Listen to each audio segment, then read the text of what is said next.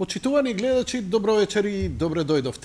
Се надевам дека ве наоѓам во пријатно расположение. Започнуваме со емисијата. Вечерва ќе имаме и отворено студио. Обично тоа значи комуникација со вас, се јавувате, збориме за се и се што, но овој пат ќе биде малце за актуелна тема. Иако имавме повеќе актуелни теми кои требаше да ги нагласиме, денеска на Твитер господин Стојан Стојановски, кој е еден од еве и позади мене моментално се гледа. Ова е лайв фид од Галичица, позади на мојот екран, а истото го има и на мојот компјутер. Значи, ова е камера во живо која ја прикажува состојбата на Галичица. Зошто јас отидов? Денеска на Твитер комуницирам со Стојан Стојановски, тој е еден од македонските најдобри фотографи, некои негови слики ги подарувавме, снимање со дрон во живо, преноси од литургии и слично. Он ја објави следнава фотографија, каде што напиша следново: 14 часот, 2.9.2021. Може режија? Да. Еве ја фотографијата. Фотографијата со црвениот квадрат покажува еден дел малку замаглен од Галичица. Јас го прашав за дали се работи дека гори. Напиша вели вака: да, само не е проблем за УНЕСКО и за крос-бордер проектите од ЕУ за Галичица. Една-две плажи се проблем само за УНЕСКО, за штребет некој друг да земет и да ги работит. Така, а ова е фотографијата која покажува дека Галичица со денови гори и овој пожар не се гаси. Кај некој предизвика чудење, а мене логично ми е кога имаме пожара не се презема. Моментално ми се чини дека во Македонија и нема активни пожари, но зошто ништо не се презема за овој на Галичица? На телефонска линија го имаме Стојанче Ангелов, кој е директор на Центарот за управување со кризи, кој еднаш беше и љубезен во најголемата криза да се вклучи во програмата. Да прекинам? Не можам да зборам и да читам. Океј, дај телоп. Дај телоп само. Јади бурек, па да видиме што е техничкиот проблем.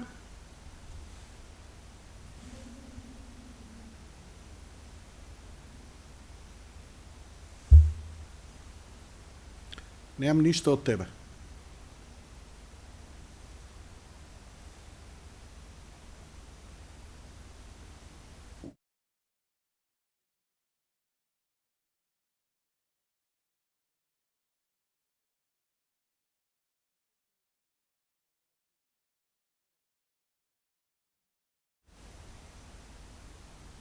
Вака, неколку минути пред да почнеме, јас се слушнав со Стојанче Ангелов и се договоривме за негово вклучување во емисија. Во моментов ми, пред да го вклучиме, замоли за уште неколку минути, бидејќи во овој момент му пристигнуваат нови податоци. Ситуацијата е малку подраматична, затоа што, еве, нема да чекам него да ви го објаснам, туку ќе ви кажа, да ви објасни, туку јас самиот ќе ви кажам, се работи за место каде што има неексплодирани мини. И до сега на тој простор се имаат случајно повеќе експлозии, што значи не постои никаква шанса да биде испратен човек да го гаси тој пожар на такво место, бидејќи има опасност од детонации. Дали тоа исто важи дека е таа опасност и за хеликоптери или евентуално ако имаме некој авион на располагање, на вистина не знам, но за некоја минута ќе го видиме и слушнеме. Ова е моментално, камерата е веќе свичната или префрлена во night mode или во ноќен мод. Така што ова што го гледате нели малку поинаку изгледа од што нели преку ден е full color и така натаму, навечер се само повеќе силуети. Тоа е тоа од прилика за тие работи. Што би можел јас друго да ви кажам вака што би ве заинтересирало? Можам да ви кажам дека остваривме потесна соработка во смисла комуникација, не соработка, не би можел, соработка е веќе некое поинакво ниво, со партијата Левица. Благодарејќи на Режеп Исмаил, мислам дека он подпредседател или секретар на партијата, се извинувам поради тоа ако нешто не е точно, разговаравме дали за наредниот период, кога ќе почне кампањата за локални избори, дали се расположени. Инаку, подолго време, малку тешко одеше таа комуникација помеѓу нас и помеѓу мене лично и емисијата, но еве задоволство ми е да објавам дека кандидатите на Левица прифатија да гостуваат и да ја презентираат својата програма овдека, како и лидерот Апасиев, кој нели предизвикува и најмногу внимание и он ќе има свое посебно гостување тука во емисијата. Како ќе биде, тоа навистина не знам. Моje е само да бидам добар домаќин и да им овозможам да нивните ставови бидат што е можно појасно и попрецизно.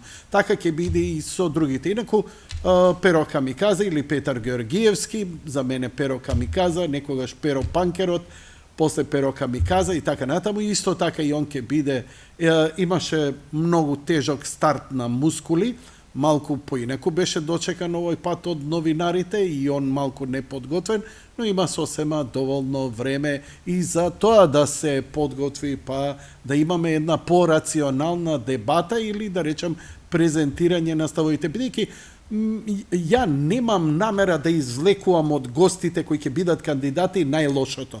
Затоа си има други стручни лица кои се занимаваат со такво нешто. Мое сакам да разберам како размислуваат тие луѓе, што имаат во план.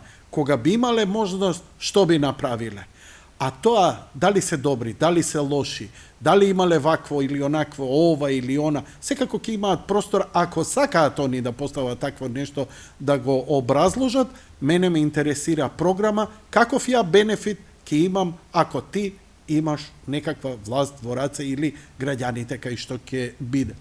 Тони Михајловски има историска шанса прв пат да биде градоначалник на Куманово. Тони Михајловски, нашиот легендарен, култен актер, ќе биде гостин во емисијава и се надавам повеќе пати. Сигурно една ќе ја направиме со керефеки, одамна ја спремаме, а другата ќе биде малку сериозно. Во Куманово е многу драматична ситуација. Куманово беше бастион на СДСМ. Никој со децении наназад од осамостојувањето наваму, никој не бил градоначалник освен СДСМ. Но после ова што се случи со Максим Димитриевски, човекот кој лани, ако се сеќавате, со солзи плачеше и молеше да им се помогне во локдаунот кога луѓе му умираа во градот и така натаму, е исклучен од партијата и ќе настапува како самостоен кандидат, а Тони Михајловски мислам дека ќе има лесна задача, затоа што кандидатот на СДСМ е потпун анонимус. Мислам, да ви го кажам името и презимето, не знам, но ќе го поканам и него, па ќе биде интересна дебата. Ете, тоа е тоа сега за сега. Другите од ВМРО немам никакви за сега одговори. Од СДСМ се надевам дека може би некој ќе прифати, но сето тоа е нели во рамките на некакви шпекулации. Знаеме дека СДСМ има партиска забрана на членовите да гостуваат во емисијава. Дали некој ќе се охрабри и ќе се надмина на тоа, па ќе го направи или не, тоа останува да видиме. Тортевски нормално ќе се кандидира, но Тортевски рече дека твоја партија не смее никој од твоја партија. Истиот став што го има СДСМ, го има и Тортевски по овие прашања. Но, според извештајот кој ни пристигнува мене на телоп овдека од режија, дека на линија го имаме Стојанче Ангелов, директорот на Центарот за справување со кризи. Господине Стојанче, добро вечер, дали се слушаме? Добро вечер, да слушам одлично. Господине Стојанче, пред емисијата се слушнавме, ја прикажав снимката каде што се гледа од камерата на А1 поставена на Галичица, на skimakedonia.mk, каде што се гледа чат, како и неколку фотографии. Овој пожар трае неколку дена, но има некои специфики. Зашто се работи и зошто активно не се гаси? Пожарот на сртот на Галичица трае 5-6 дена. Најпрво се појави на албанска територија. Едно од предпоставките е дека овчари од албанска страна ја имат запалено тревата заради подобрување на пасиштата за следните години, но тоа е ирелевантно за нас, бидејќи наша задача е да го изгаснеме овој пожар. Пред 2 дена, во вторникот, без на хеликоптерско изведување на ова подрачје, тогаш пожарот само на некои места навлегуваше од граничната линија на македонска страна.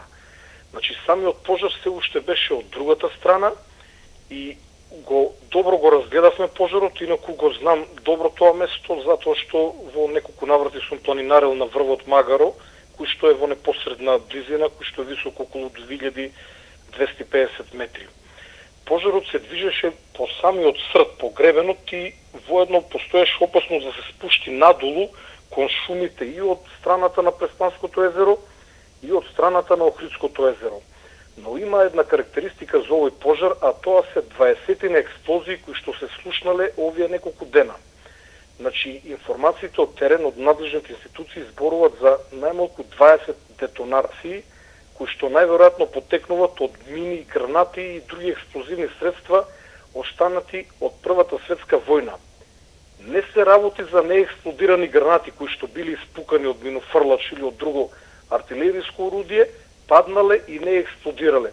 Туку на самиот срд на одредени места била линијата на фронтот помеѓу двете тогаш протиставени сили и постои можност во одредени ровови кои што служеле за складирање на овие гранати, мини и други експлозивни средства, да има и стотина од нив на едно место.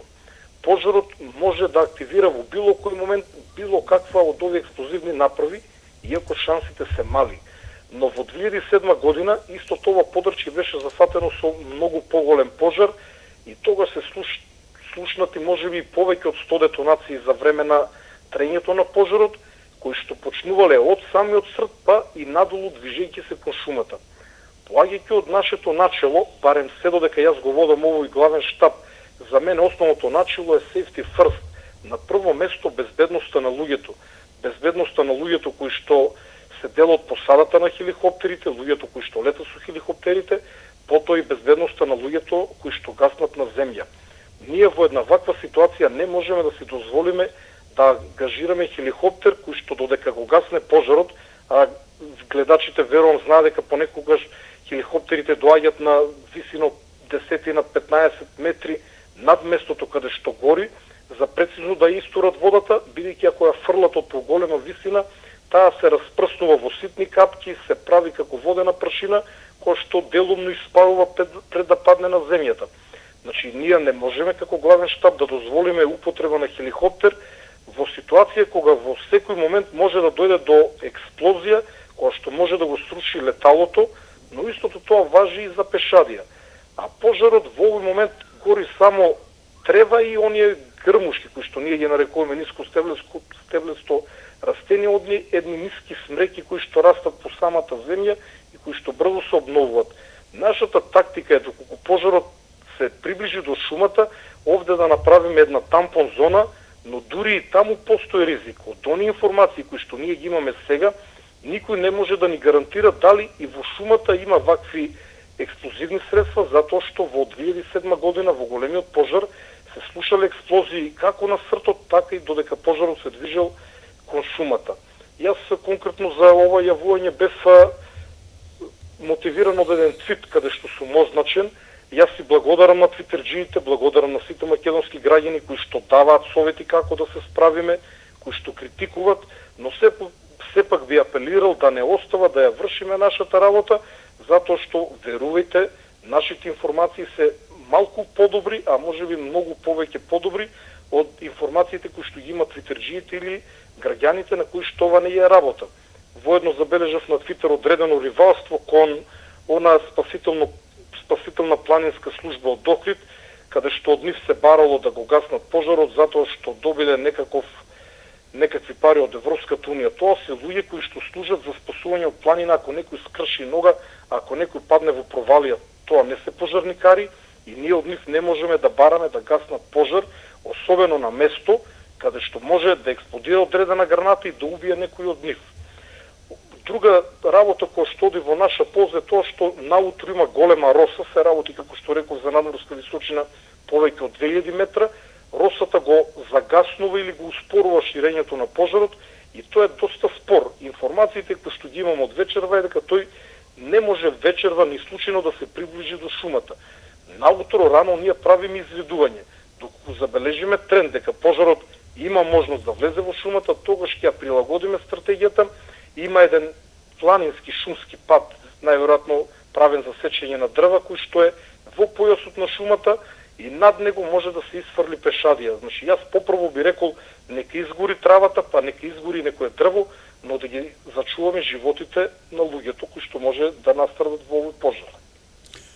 Навистина, Стојанче, ти благодарам, ова беше во еден здив. Ако ми дозволиш малку сега да влеземе во едно кратко интервју, јас и ти, има една непозната овдека што малце ме заколеба.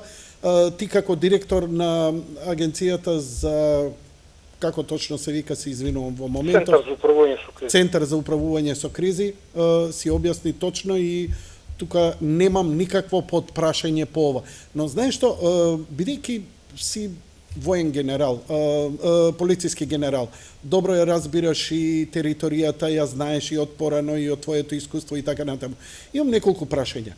Како скоро век од Првата светска војна ние се уште не ги знаеме точно и ги немаме истражено местата каде што има например, поставено малку повеќе бомби. Еве да речеме, велиш дека од 2007 имало детонации. Како од 2007 до ден денеска не е утврдено, не е испитан тој терен? Еве сега велиш дека преку 20 детонации има таму.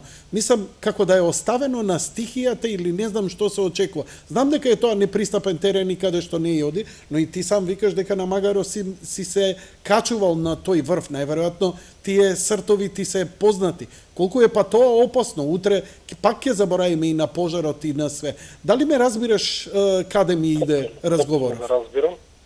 Прво би сакал да укажам дека се работи за големо пространство. Тоа е една цела планина и детектирањето на вакви експлозивни средства е многу тешко и тешко може со сигурност да се отстранат сите, затоа што таму била линијата на фронтот. Одредени за да имат гледачите представа, одредени експлозивни средства, или еве да кажам мини од минофрлачи, може би по испукувањето истата да не се активира, да падне, да се забие во земја и да остане таму. Но убаво ти рече дека овдека има многу, што значи има наталожено, значи имало магацини, да речеме, не магацини во голема смисла. Да, значи тоа не се магацини, но еве една, сите сме гледале воени филмови. Во Првата светска војна, замислете, има еден куп со гранати, зависи од каков калибар е орудието со кој што се испукуват, и тој куп, ако дојде до повлекување на силите, до пораз или до напредување, може да остане таму. За неколку месеци земјата ќе го затрупи и останува еден куп гранати. Значи не зборуваме ние за магацин уреден каде што имаме објекти така натаму, но ова се сето претпоставки. Ние не можеме да бидеме сигурни дали и колку ги има, но поентата е дека ако нема пожар, можноста тие да бидат активирани е минорна, односно ние во Македонија знаете дека минуват повеќе фронтови и на повеќе места имаме ваква состојба. Да, имаше во Битола, например. На многу места верувам дека знаете се најдени и скопани и во урбани средини големи количини на вакви гранати. Но ова е прилично на територијата на Македонија се одвивале. Но еве како човек што се разбира малце од војна, од стратегија и така натаму, ова е многу чудно место, многу непристапно. И тука било линија на оган или затоа што баш е такво место, па одгоре можело да се гаѓа непријателот доле? На самиот срт се наоѓала линијата на фронтот. Од едната страна биле едните, од другата страна биле другите. За да ја појасно на гледачите, буквално на планината Галичица минувала линијата на фронтот. На некој место одела... Франција и Германија предпоставуваме дека овде биле, да, така? Да, Прва светска војна. Прва светска војна. И затоа е многу тешко да се утврди. Дирекцијата за заштита и спасување има навистина еден одличен тим од неколку луѓе кои што знаат како да ги отстранат ваквите експлозивни направи. Тие на дело го има тоа покажано, иако тоа е доста високоризична работа, но треба многу време и многу сили тие од таму експлозивни направи да бидат исчистени. Ние немаме представа колку се, тоа никој не знае. Ние само нагаѓаме, но самата можност дека во било кој момент, на било кое место може да експлодира макар и една граната. Зошто тогаш барем не се изолира тоа место како забрана за движење, например? Јанко, доколку нема пожар, можноста да биде активирана е минорна. И дури да го прегазиш преку тоа? Па, тоа е се закопано. Тие не може да бидат активирани. Вие може да скокате врз нив, нема да ги активирате. Значи, не е тоа нагазна мина, сакате да ми кажете? Не, значи не се работи за мини овие кои што ги местат против пешадиски, иако постои можност да има и такви. Се работи пред се овие кои што биле за артилерискиот орудија, за минофрлачки. А тие малку поинаку запалката, таа потребен е силен удар. Треба брзина за да биде активирана, но после 100 години тие запалки не се толку чувствителни. Пожарот ги активира. Пожарот. Значи, така, високата температура. Може да ги активира, затоа и препорачувам да не се искачува магаро и луѓето, односно да не идат близко до оганото.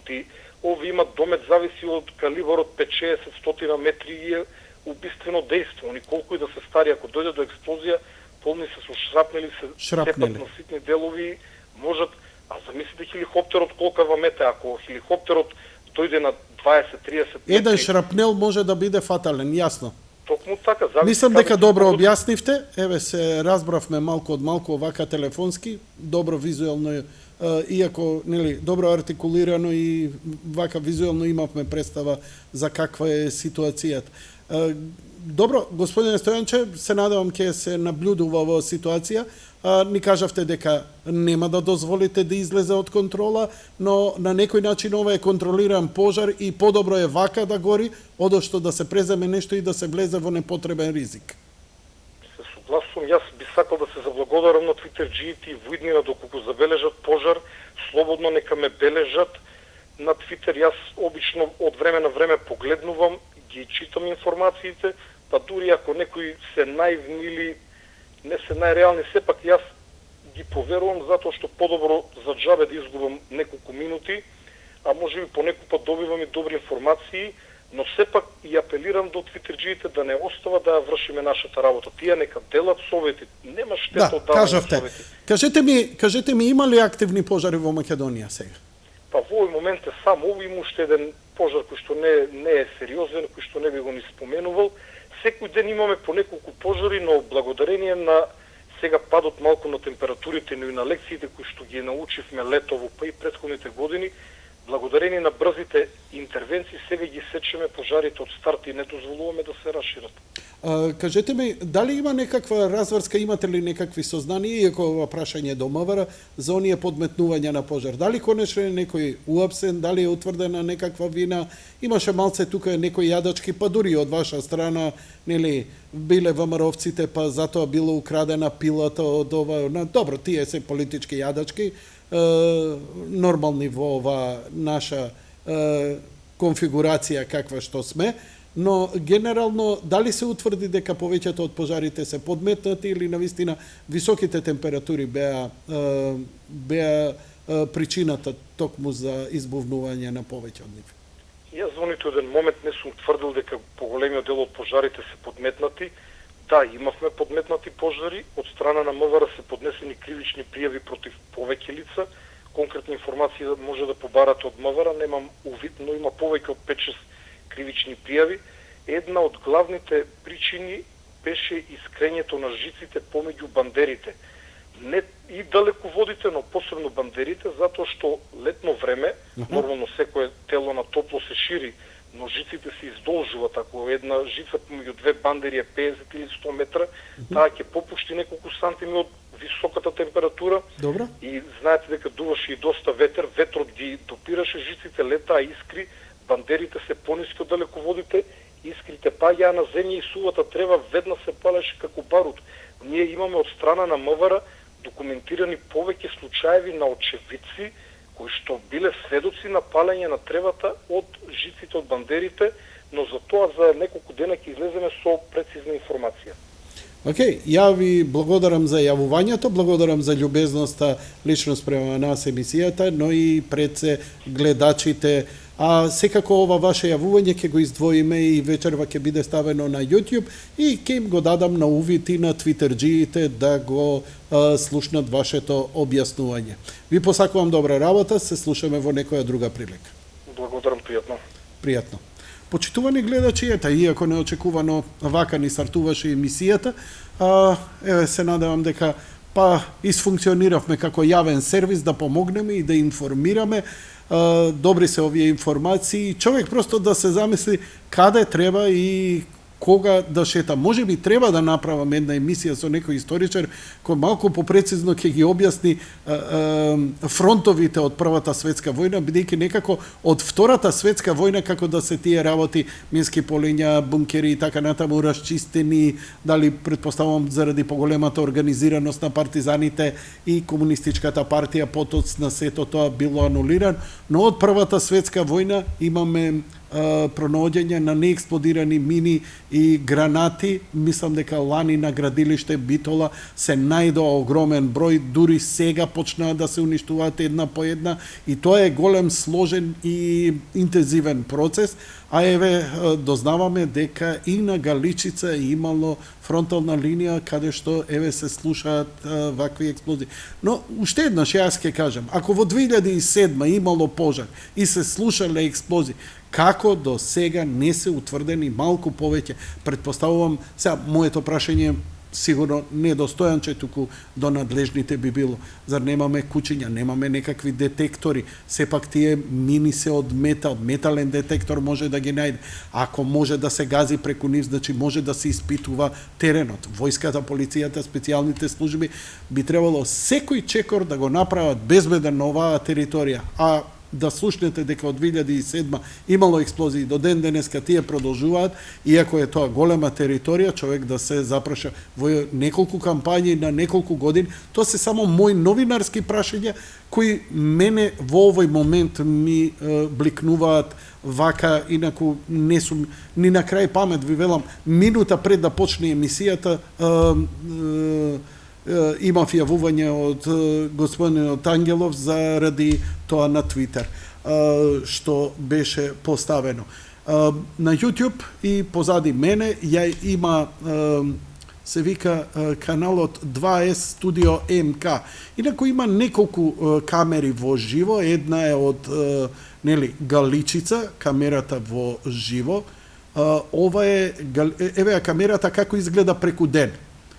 Ова е снимка 15 секунди преку ден. Ако можете да забележите, чадот од пожарот е овде. Значи, ово е сртот каде што се случува. Ви го покажавме пожарот кој се наоѓа моментално во живо. Истата сцена е оваа, само бидејќи ноќната камера толку може да детектира во овие моменти. Така што, еве го тој терен, убаво, прекрасна е Галичица, навистина, прекрасен и овој врв, така што внимателност, само внимателност, бидејќи ниедна авантура не вреди човечки живот, а сигурно може да биде ставени во ризик и оние кои ќе треба утре вас да ве спасуваат. Инаку, Стојан Стојановски, неговото 2 Studio MK, има свој канал, претплатете се, само subscribe, толку е како поддршка што можете. Има снимки од, например, мислам дека има и од Свети Климент, има од Куратица, има разни убави снимки во 360 варијанти снимени за од Охридското езеро. Он е прилично посветен во 4К, во разни резолуции и така натаму. Па, благодарејќи на оваа камера од Галичица, успеавме ова да го забележиме. Секако има повеќе камери во живо од Македонија, ова беше таа поинтересната која ја забележивме, ја означивме и ете излезе еден ваков разговор кој информативен, значи единствено да биде смирувачки дека одговорните институциите се информирани, ја следат состојбата и се постапува онака како што мора да се постапи. Секако дека и јас ги имам оние подпрашања како што ги имаат и твитерџиите, зошто не се гаси, требали да се гаси и така натаму, па се надевам дека овие одговори од Стојан Чајангелов ќе помогнат. Вечер за пар сати овој дел од разговорот ќе биде објавен на YouTube и постиран токму кај Стојан Стојановски на неговите твитери и овие прашања кои ги постави. Одиме сега со блок реклами, па продолжуваме со емисијата.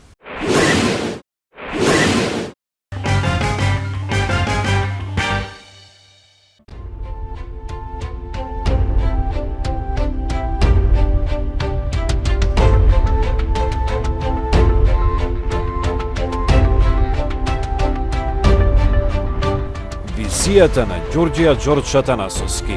Раскажувајте ја вистинската библиска приказна за Македонија. Само сонцето е постаро од Македонија.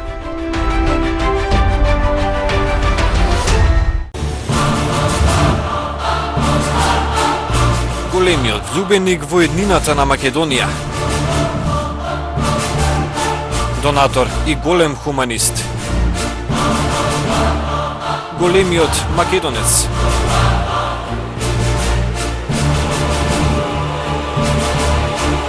Голема љубов кон древните македонски корени. Само сонцето е постаро од Македонија. Ѓорѓија Ѓорџ Атанасовски.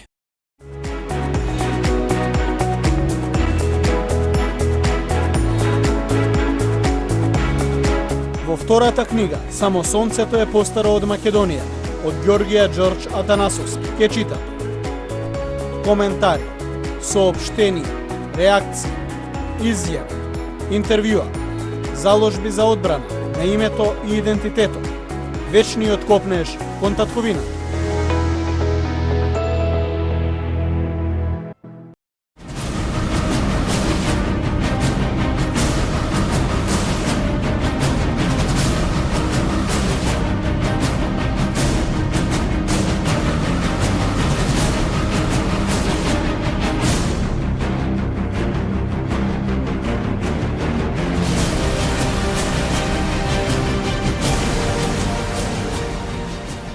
Македонска империја.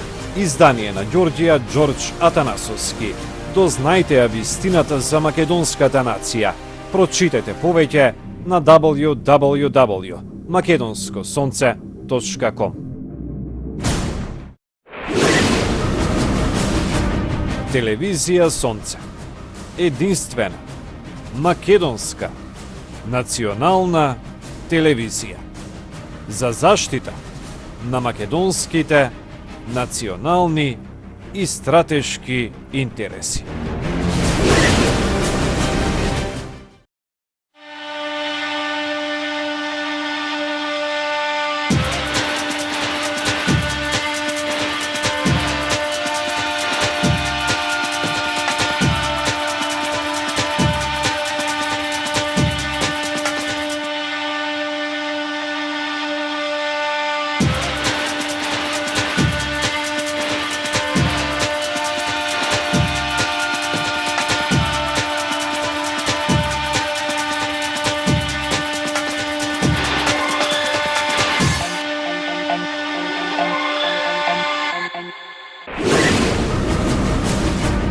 Телевизија Сонце. Единствена, македонска, национална телевизија.